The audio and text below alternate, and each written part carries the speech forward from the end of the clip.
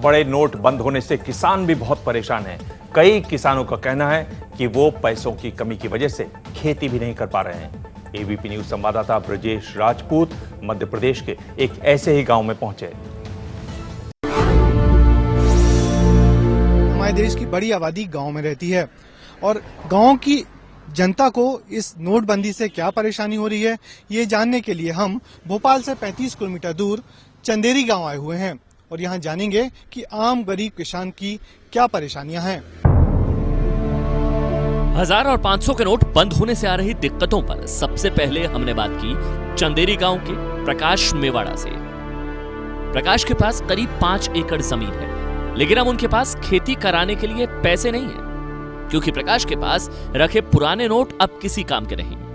नोटबंदी होने से हम लोगों को क्या है, जगह जगह जैसे कि खाद लाना, दवाई कीटनाशक लाना या दूसरे के ट्रैक्टर से जमीन करवाना, तो इन सब में क्या है 1500 के जो नोट हमारे पास रखे हुए हैं वो लेने से सभी इनकार कर रहे हैं। ये हैं एमएस मेवाड़ा, जो इस इलाके में किसानों की समस्याओं को उठाते हैं।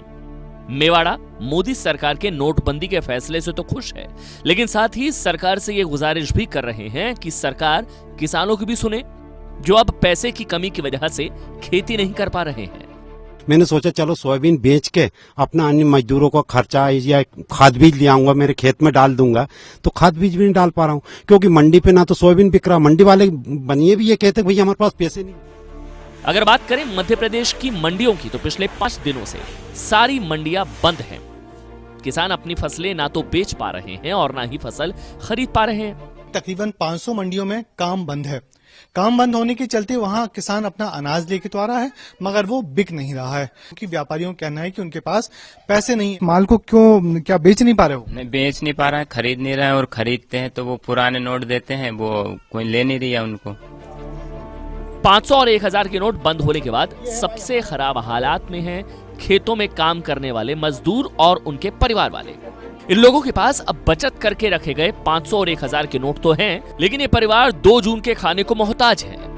पैसा है पर चल नहीं रहा, गेहूं आटा सामान कुछ भी नहीं है। अब कैसे लाएं और कैसे खाएं?